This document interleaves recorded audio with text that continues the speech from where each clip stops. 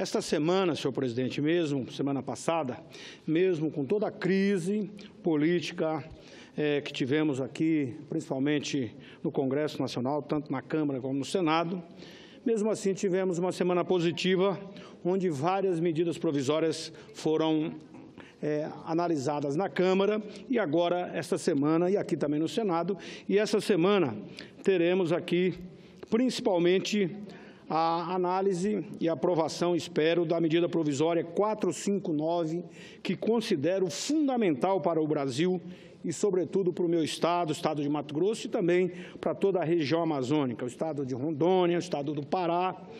A medida provisória 759 dispõe sobre a regularização fundiária e urbana, sobre também a liquidação de créditos concedidos aos assentados da reforma agrária e sobre a regularização fundiária no âmbito da Amazônia Legal. Institui mecanismos para aprimorar a eficiência dos procedimentos de alienação de imóveis da União e também da outras providências. De antemão, peço aqui o apoio de todos os colegas, senadores e senadoras, para que tratemos desse tema com a prioridade que ele merece. Sabemos que o momento é difícil para o Brasil. A crise política que está instalada requer tratamento urgente. Não podemos mais continuar nesse cenário de indefinição. Há inúmeras alternativas e, com certeza, com grande maturidade e sintonizados com os anseios populares, encontraremos uma saída satisfatória. Assim eu creio. Contudo, senhor presidente, quero dizer que estou associado aos que entendem e seguem lutando para fazer o país seguir adiante. Como líder do Bloco Moderador, formado pelo PR, PTB, PSC, PRB e PTC, estou empenhado entre os que procuram tratar a crise política sem permitir que o país sofra uma paralisação. Daí meu apelo pela aprovação dessa medida provisória. Para estados como o estado do Mato Grosso, sem dúvida alguma, será de grande valia. Não se discute a importância de medidas com esse fim para um país como o Brasil, sobretudo para um estado como o Mato Grosso, pois a MP 759 permitirá, entre outros benefícios, incorporar milhares de famílias à produção.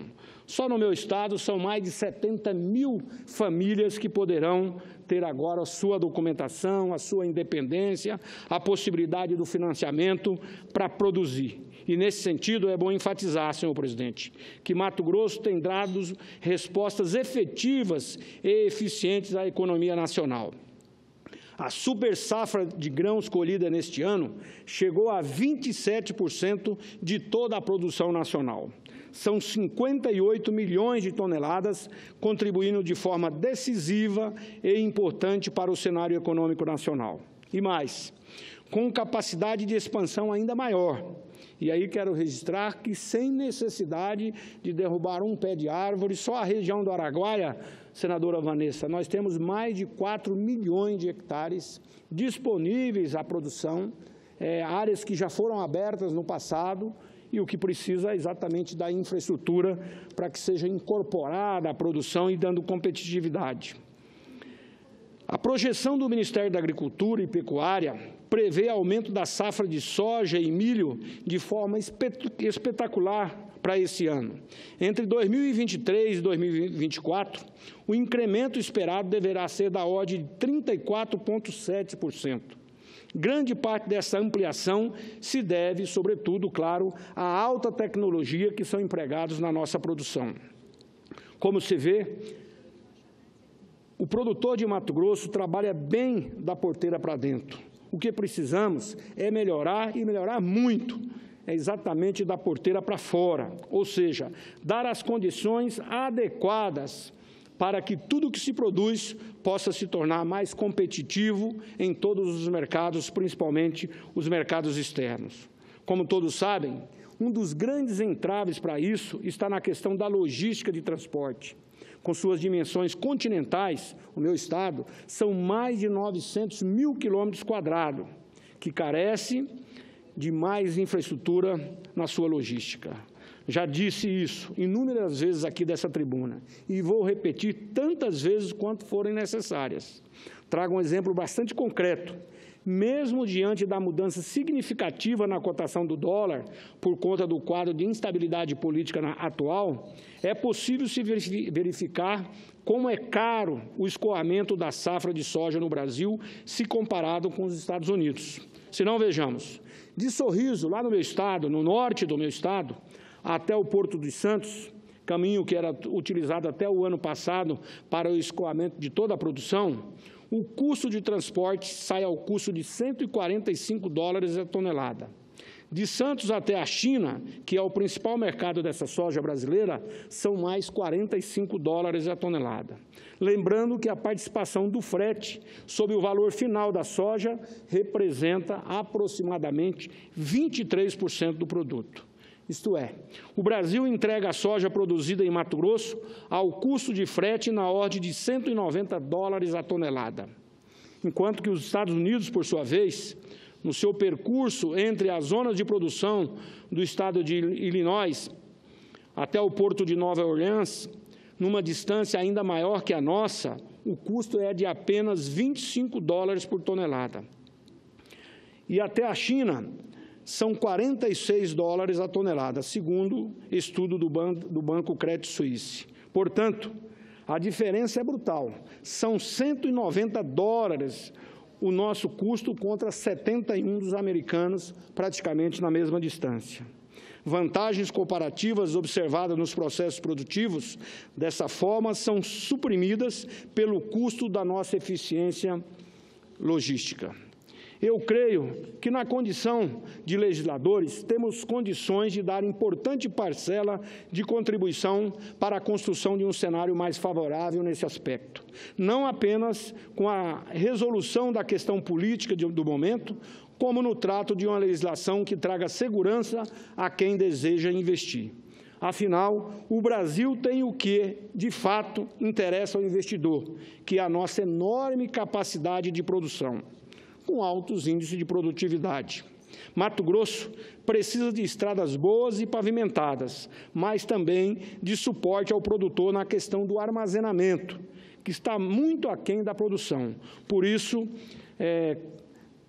idealizamos, junto com o nosso companheiro falecido deputado Homero, há alguns anos atrás, e hoje assumi a presidência da comissão da FRENLOG, da Frente Parlamentar de Logística, Transporte e Armazenamento, exatamente por estarmos no centro do Brasil, no centro da América do Sul, nós precisamos vencer essas distâncias tão grandes para chegar aos portos brasileiros. Felizmente, agora, já podemos falar também dos portos do Arco Norte, que isso tem facilitado e diminuído as distâncias para que a gente possa levar os nossos produtos até os portos. Afinal, o Brasil tem, como eu disse, o que de fato interessa ao investidor, que é a nossa enorme capacidade de produção.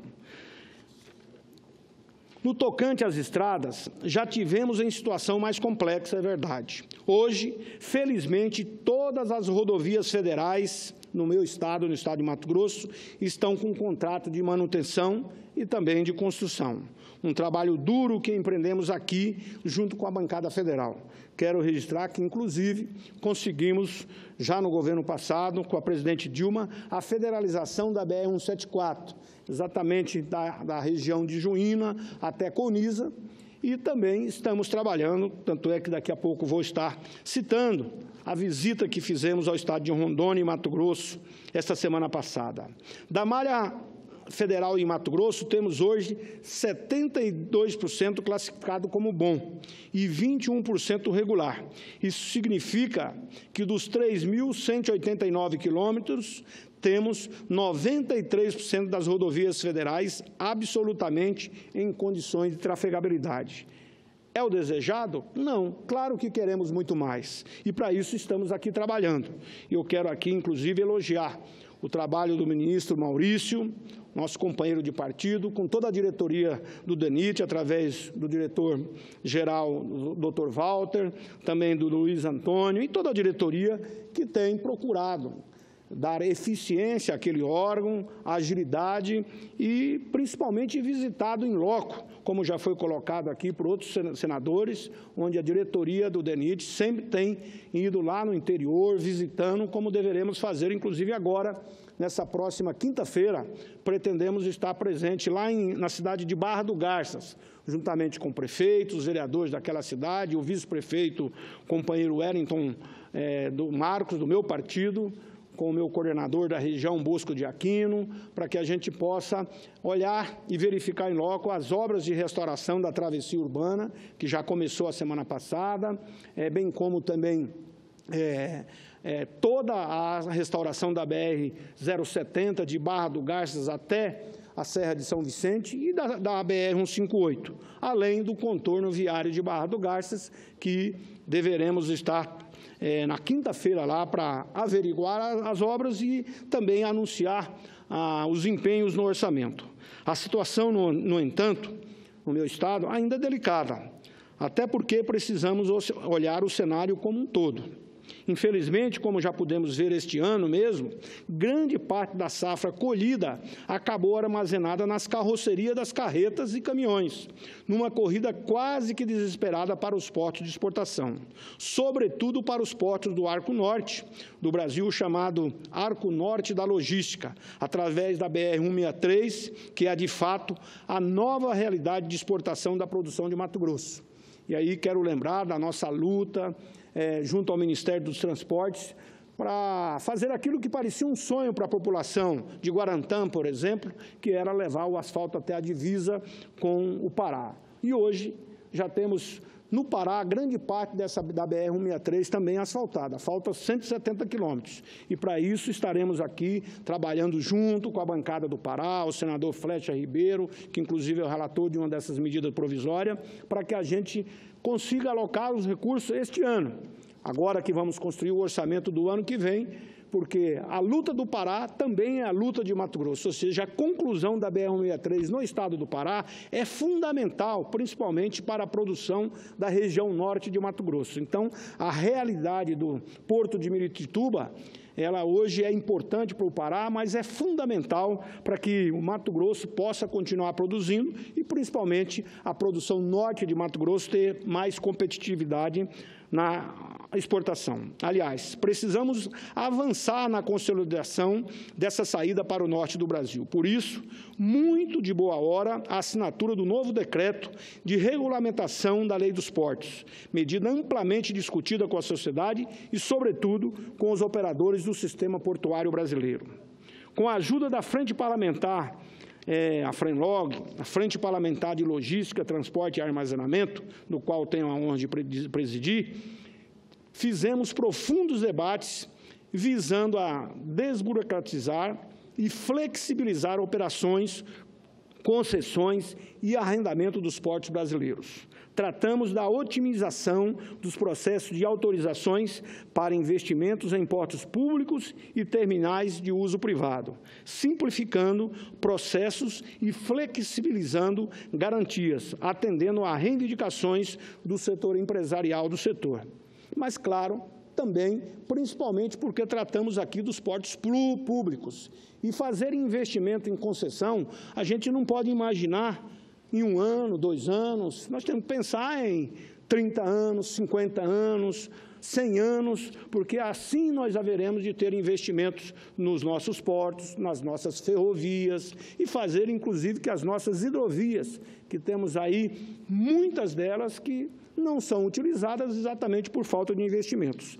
E o Brasil precisa trazer essa garantia, principalmente a segurança jurídica, para que os investimentos cheguem no país. Medidas como essa, senhora presidente, atraem o investidor porque garante mais segurança jurídica e previsibilidade à iniciativa privada, de forma a estimular investimentos no setor, em especial para a ampliação de terminais. Enfim, garante o desenvolvimento para o Brasil, gerando redução de custos e mais oportunidades. Por isso, precisamos agir. O Congresso Nacional Brasileiro não pode prescindir do tempo. Um trabalho do Tribunal de Contas da União, senhora presidente, recente, agora há pouco, concluiu que um dos principais empecilhos logísticos para o escoamento da produção do agronegócio é a matriz de transporte brasileira, em que predomina o modal rodoviário antieconômico para grandes distâncias, especialmente para cargas de grande volume e baixo valor agregado. que é o caso principalmente das commodities agrícolas e minerais. Neste caso, o frete rodoviário é substancialmente mais caro que o ferroviário e, claro, ainda mais caro que o hidroviário. Os investimentos têm estado aquém das necessidades nacionais e, comparativamente, muito abaixo dos patamares verificados em outros países. Por isso, não podemos perder tempo, virando as costas para as oportunidades. O tempo urge. Até 2020, a produção econômica combinada das 3 principais economias do hemisfério sul, formado pelo Brasil, China e Índia, ultrapassará a produção agregada dos Estados Unidos, Alemanha, Reino Unido, França, Itália e Canadá. Isto é segundo o relatório do desenvolvimento humano de 2013 do Programa das Nações Unidas para o Desenvolvimento.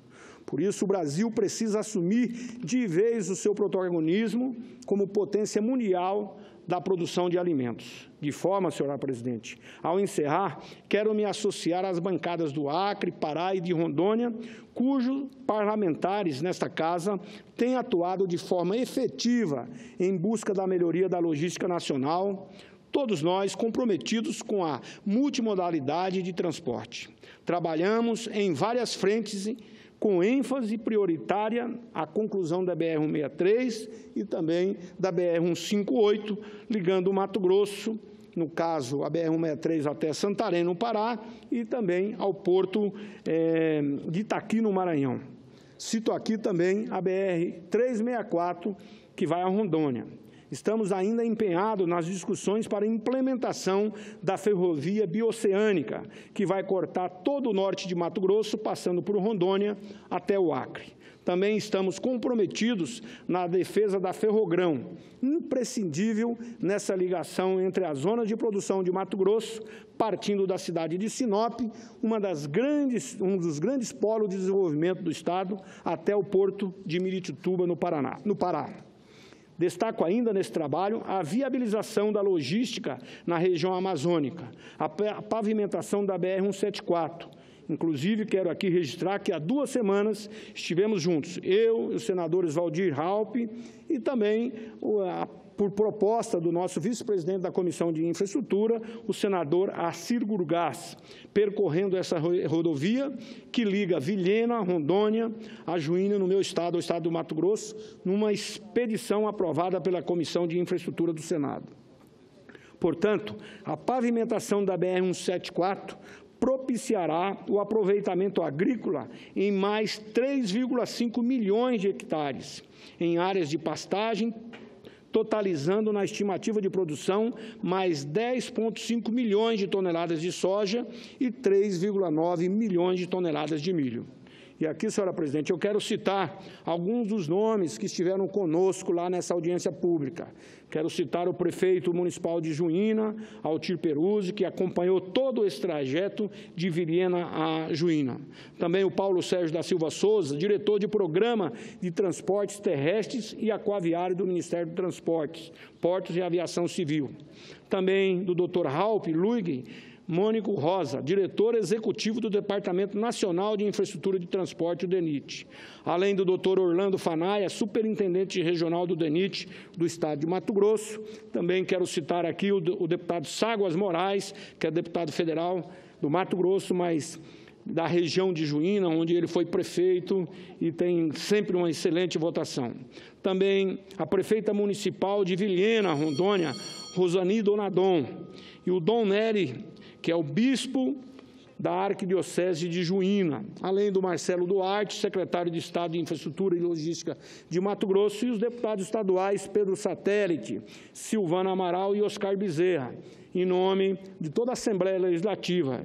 E eu quero aqui, inclusive, dizer que toda essa audiência pública de mais de 4 horas foi transmitida ao vivo, através de uma parceria da TV Assembleia Legislativa de Mato Grosso e também da TV Senado, além da Rádio Senado e de todos os meios de comunicações, tanto aqui do Senado, bem como também da Assembleia Legislativa, que eu quero agradecer em nome do diretor da TV Assembleia, o nosso companheiro Vanderlei.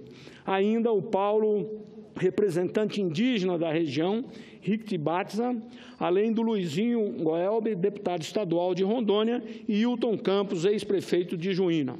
Portanto, os desafios são muitos, e aí estamos aqui empenhados nessa luta e vamos prossegui-la de forma a trabalhar especialmente para incluir essas grandes obras nos programas de concessões e também garantir recursos ao orçamento da União, que vamos daqui a pouco estar discutindo, como líder também do bloco moderador, terei lá esta função e, claro, além de garantir os recursos para as BRs do Estado de Mato Grosso, em parceria com esses 3 estados, Rondônia, Mato Grosso e o Pará, vamos fazer esse trabalho em conjunto. Quero citar, inclusive, que o senador Raupp será o relator setorial da área de infraestrutura, portanto, fundamental para que a gente possa fazer esse trabalho conjunto.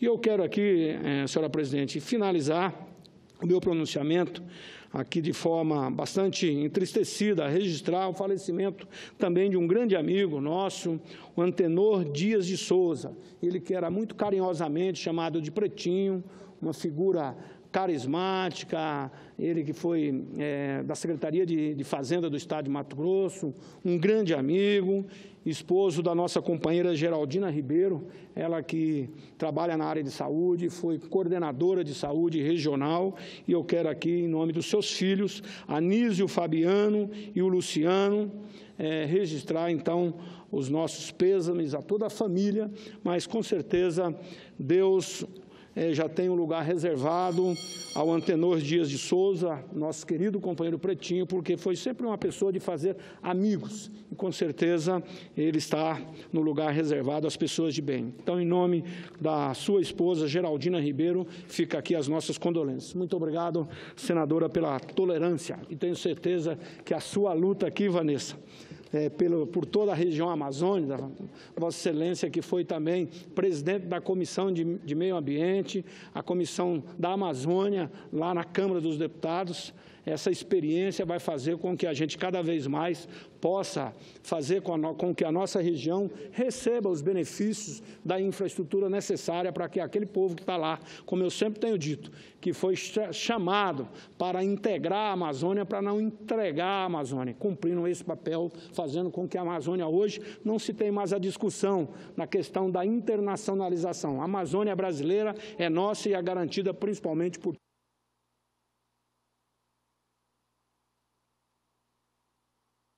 medida provisória da regularização fundiária é fundamental. E eu quero, inclusive, registrar aqui mais uma vez o trabalho do meu companheiro Lutero, ele que foi prefeito lá na divisa do Pará, ele que foi superintendente também do INCRA, esteve nos ajudando aqui de forma bastante expressiva através das emendas e espero que esta semana, então, possamos aprovar de uma vez por todas essa medida provisória que vai trazer justiça social a todos aqueles que estão cumprindo esse papel, principalmente da produção brasileira e também nas cidades, porque essa medida provisória visa regularizar, ou seja, regulamentar a vida de todas as pessoas que estão com a sua casa, com o seu terreno, com a sua área, sem poder ter o seu documento. Muito obrigado.